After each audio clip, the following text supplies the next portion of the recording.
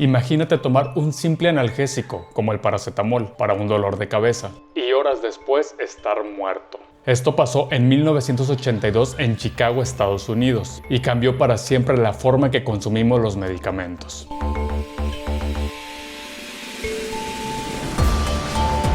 Quizás ahora parezca algo normal y hasta natural que los medicamentos cuenten con sellos y tapas en las que tengas que presionar para que éstas se puedan abrir y poder acceder al medicamento. Pero esto no fue así siempre, y antes de la década de los 80s, los medicamentos no contaban con todas estas medidas de seguridad.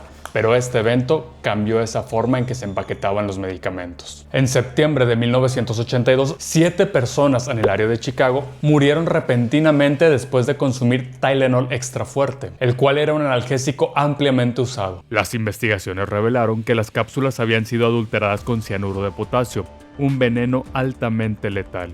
Este escándalo desató el pánico a nivel nacional y llevó a Johnson & Johnson, la empresa detrás de Tylenol, a retirar millones de botellas del mercado, en una de las primeras grandes crisis de la salud pública en los Estados Unidos. El caso Tylenol es uno de los crímenes sin resolver más impactantes de la historia de Estados Unidos y un punto de inflexión en la seguridad de los medicamentos. Johnson & Johnson, fundado por los hermanos Robert, James y Edward Johnson en el año de 1886, era una empresa que inicialmente fabricaba productos médicos como apósitos y vendas. Con el tiempo, expandieron sus productos, iniciando en el mercado de los medicamentos. En 1955, lanzaron Tylenol, Elixir for Children, el cual contenía paracetamol, el cual era más seguro para el uso en niños. Ya para la década de los 70s, Tylenol ya era un medicamento de venta libre en farmacias y supermercados, vendido en diferentes presentaciones.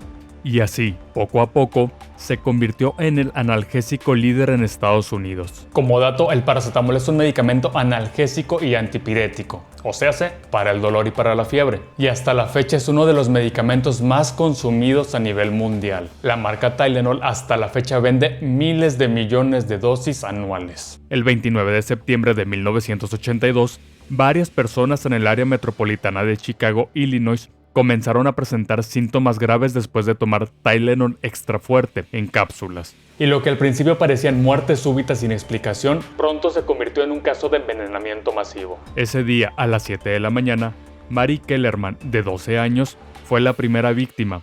Tomó Tylenol para un resfriado. Sus padres la encontraron inconsciente y la llevaron al hospital, pero murió horas después en Elk Grove Village. Unas horas después, a mediodía, Adam Janus, un trabajador postal, compra Tylenol en una farmacia de Arlington Heights para aliviar un dolor. Horas después, sufre un colapso y fallece en el hospital. Unas horas después, por la tarde-noche del mismo día, la familia Janus se reúne en su casa tras la muerte de Adam. Su hermano, Stanley Janus, y su esposa, Teresa Janus, quienes tenían dolor de cabeza debido a la situación que estaban viviendo, también toman cápsulas de Tylenol del mismo frasco que Adam y mueren en cuestión de minutos frente a sus familiares, quienes quedaron horrorizados. Más tarde, durante esa misma noche, se registraron más muertes en distintos puntos de Chicago, siendo los siguientes: Mary Rainer, de 27 años, había dado a luz recientemente y tomó Tylenol para aliviar molestias posparto, colapsando y muriendo poco tiempo después. Mary McFarland, de 31 años, al igual que el resto, tomó Tylenol con el fin de aliviar un dolor de cabeza. Minutos después, también falleció. Y Paula Prince, de 35 años, quien era una azafata en United Airlines, compró un frasco de Tylenol en una farmacia antes de llegar a su casa, y fue encontrada muerta en su apartamento con el frasco abierto cerca de ella. Al día siguiente, el 30 de septiembre de 1982, las autoridades identificaron el patrón. Todas las víctimas habían tomado Tylenol extra fuerte poco antes de morir, por lo que se enviaron muestras de los medicamentos a un laboratorio para su análisis. Posterior a esto, Johnson & Johnson emite una advertencia inicial, pero aún no hay un retiro masivo del producto. Esto comenzó a levantar sospechas entre los médicos y las autoridades sanitarias, cuando las víctimas empezaron a presentar síntomas graves y fallecieron en cuestión de horas. Una enfermera de salud pública, Helen Jensen, fue una de las primeras en sospechar que el problema estaba en el medicamento. Notó que todas las víctimas habían tomado Tylenol antes de morir y compartió sus preocupaciones con las autoridades. aunque al principio fue ignorada. El médico forense Dr. Edmond Donogh también jugó un papel crucial al examinar los cuerpos de las víctimas y notar signos característicos de intoxicación con cianuro, como piel enrojecida y el característico olor a almendras amargas. Estos hallazgos lo llevaron a ordenar análisis más detallados en los medicamentos consumidos por las víctimas. Las autoridades enviaron las botellas de Tylenol encontradas en las casas de las víctimas a un laboratorio para su análisis, y los resultados confirmaron que las pastillas contenían dosis letales de cianuro de potasio. El cianuro de potasio es una sustancia extremadamente tóxica que afecta gravemente al cuerpo. Su principal mecanismo de acción es inhibir la capacidad de las células para utilizar el oxígeno. Esto ocurre porque el cianuro se une a una enzima en las células llamada citocromo C oxidasa, que juega un papel crucial en la respiración celular.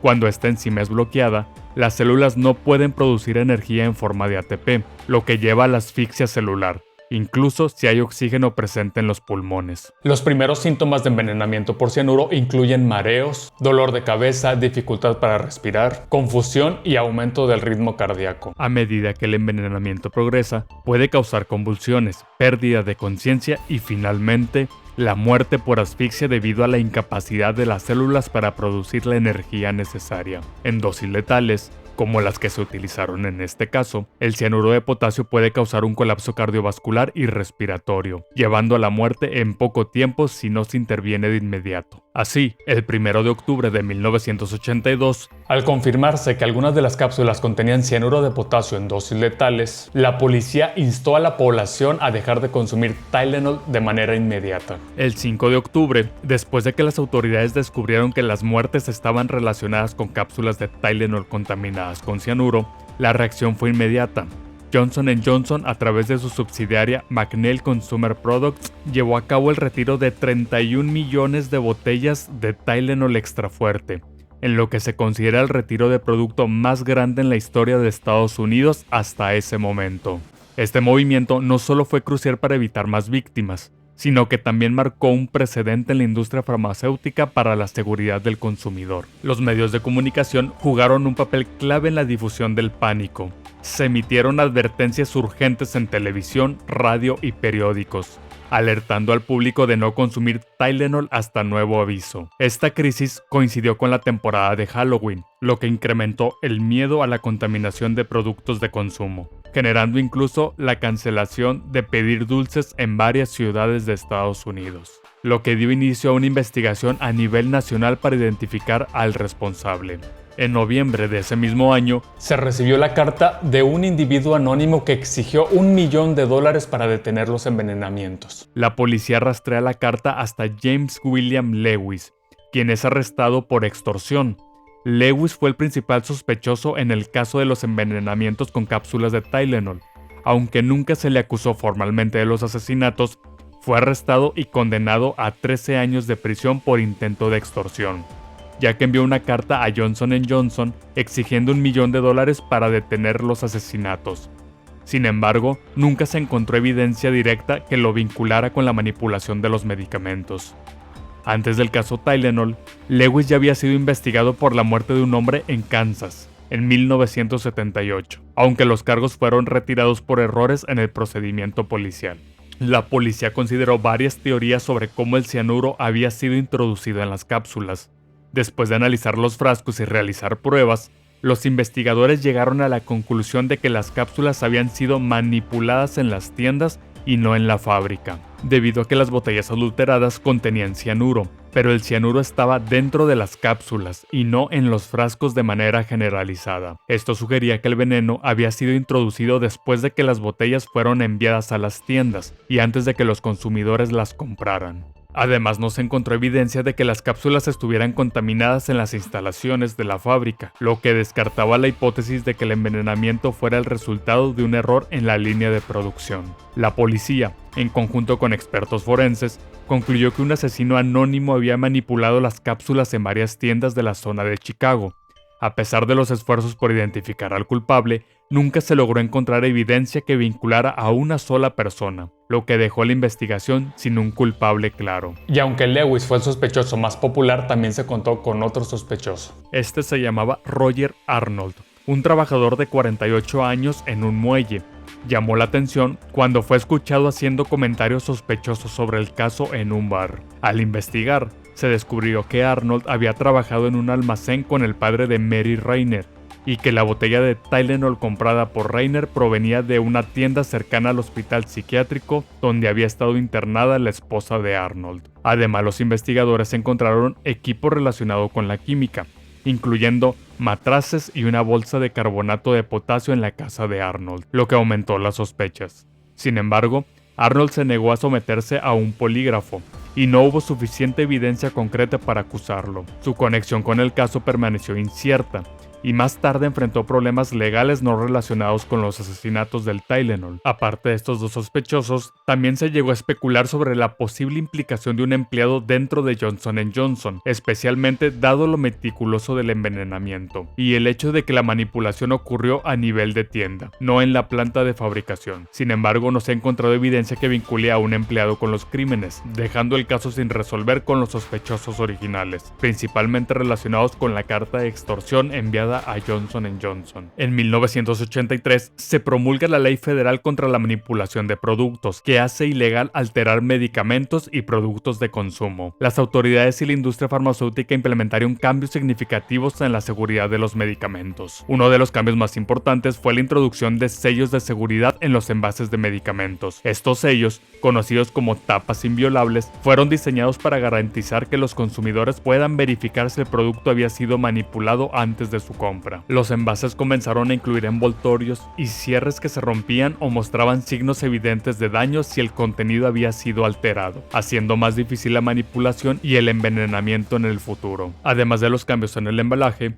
el caso Tylenol condujo a la creación de la Ley Antisabotaje de 1983, una legislación federal de los Estados Unidos. Esta ley aumentó las penas por la alteración intencionada de productos de consumo, como medicamentos y alimentos, e hizo más estrictas las regulaciones sobre la seguridad de los productos en venta al público. Estableció sanciones más severas para aquellos que adulteraran productos con la intención de causar daño o extorsionar empresas. Esta legislación no solo respondió al caso Tylenol, sino que también actuó como una medida preventiva para futuros incidentes de sabotaje de productos. Y si te preguntas qué pasó con Lewis, tras cumplir su condena por extorsión fue liberado en 1995 y vivió el resto de su vida en Massachusetts, hasta su muerte en 2023. A lo largo de los años, colaboró con la policía proporcionando teorías sobre cómo podría haberse contaminado las cápsulas, pero siempre negó haber cometido los asesinatos. Este caso tuvo un impacto profundo en la confianza del público en los medicamentos de venta libre. Las muertes por envenenamiento con cianuro alteraron la percepción de seguridad en los productos farmacéuticos. El hecho de que una marca tan reconocida y confiable como lo era Tylenol estuviera involucrado en un incidente tan grave generó una ola de desconfianza. La incertidumbre sobre la integridad de otros productos farmacéuticos también aumentó, ya que los consumidores comenzaron a cuestionar la seguridad de los medicamentos que consumían. La reacción pública fue tan intensa que muchas personas se alejaron temporalmente de las medicinas de venta libre y las farmacias vieron una caída en las ventas de productos similares. Aunque las medidas de seguridad en la industria farmacéutica han avanzado considerablemente desde los años 80, la posibilidad de un incidente similar no debe descartarse. La introducción de sellos de seguridad y empaques inviolables han hecho más difícil la manipulación de productos en las tiendas, pero el aumento de la venta en línea y el acceso a mercados informales ha abierto nuevos riesgos. La manipulación de productos en puntos de venta sigue siendo una preocupación, aunque las normativas y la supervisión se han endurecido. Y a pesar de que se realizaron extensos operativos de búsqueda de más frascos contaminados, solo se encontró un total de 7 frascos con cápsulas envenenadas en el área de Chicago, donde fue que ocurrieron las muertes. Sin embargo, no se hallaron otros frascos contaminados en otras partes del país, lo que llevó a las autoridades a concluir que el envenenamiento no ocurrió en la fábrica, sino que habían manipulado los frascos en farmacias o tiendas antes de su venta. Tylenol regresó al mercado en noviembre de 1982, solo 2 meses después del incidente. Para recuperar la confianza del público, se implementó un nuevo empaque a prueba de manipulación que incluía un sello de seguridad en la tapa, una banda plástica alrededor del frasco y un interior sellado con papel aluminio. ¿Crees que Lewis fue el responsable de los ataques? ¿O crees que habrá sido alguna otra persona? Déjame tu respuesta en los comentarios. Gracias por acompañarme en este caso de salud pública más impactante de la historia moderna. Si te gustó el video, no olvides darle me gusta y compártelo para que llegue más gente. Suscríbete si no estás suscrito. Y nos vemos hasta el próximo video. Muchas gracias por estar aquí.